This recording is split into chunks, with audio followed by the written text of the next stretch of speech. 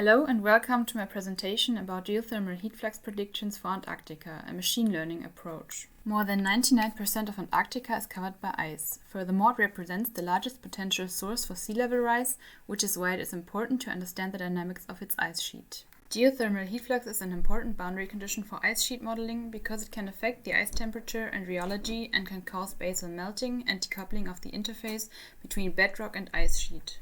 In contrast to the global number of direct measurements of the thermal gradient shown in the figure on the right, Antarctica is sparsely covered, which is shown in the figure on the left. Therefore, different approaches exist to estimate a continent-wide distribution, for example magnetics, seismics, gravity, and others. Here I show the supervised machine learning algorithm that I used, gradient boosting regression, which iteratively creates an ensemble of weak learners, or in this case decision trees.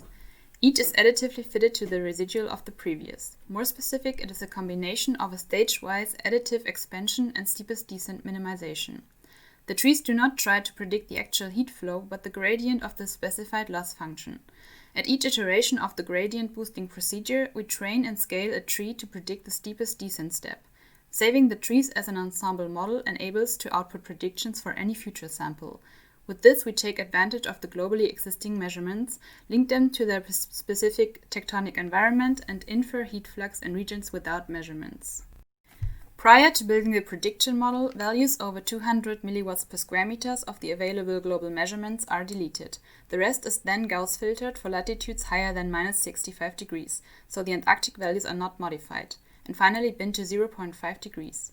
Further, only continental data, so data down to 1 kilometer below sea level, is chosen. Then the remaining data is split into 80% training and 20% test values, while we make sure to keep the Antarctic values in the training set. With the test data, the model built on the training data can be evaluated and hence improve. The filtered and binned heat flux measurements are then linked to chosen geological features that are listed with their respective sources in the table below. With this, the model can predict heat flux for areas with similar geological settings. Here you can see the predicted heat flux distribution for Antarctica, with overall higher values in West Antarctica, which is consistent with previous models shown below. Especially the right model by Chen et al. From 2020 is close to our results because they also used a statistical approach, not with machine learning, but by empirical relating the seismic structure to the known geothermal heat flux in the United States. In our results, two very high measurements above 180 milliwatts per square meters lead to different results. The value in West Antarctica gives elevated heat flux predictions in Mary Bird Land, whereas the eastern value has no significant influence on Enderby Land, which might be due to the direct neighboring value of only 50 milliwatts per square meters. Especially the right model by Chen et al. From 2020 is close to our results because they also used a statistical approach, not with machine learning, but by empirically relating the seismic structure to the known geothermal heat flux in the United States. Plotting the actual against the predicted test values shows a slight underprediction, especially of values above 90 milliwatts per square meters. However, in general, the predictions are close to the diagonal line, which means that the residual is quite small.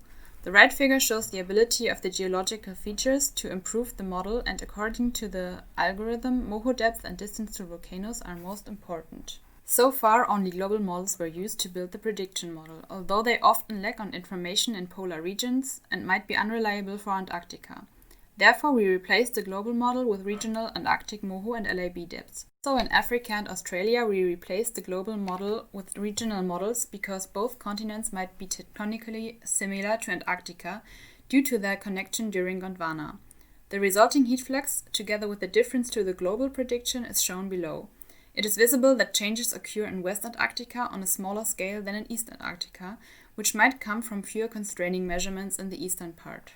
As take-home message, I would like to emphasize that we can predict a heat flux model for Antarctica with different geological features and the help of globally available measurements. Therefore, global datasets are needed, but are notoriously unreliable in polar regions as they are not covered as well with geophysical data as other continents. The inclusion of regional lithospheric models changes the prediction pattern slightly, but might be more accurate than a prediction based on only global models. And finally, the focus should not only lie on the improvement of the statistics of the prediction model, but also on which geological features are reasonable and trustworthy. If you have any further questions, please do not hesitate to send me an email.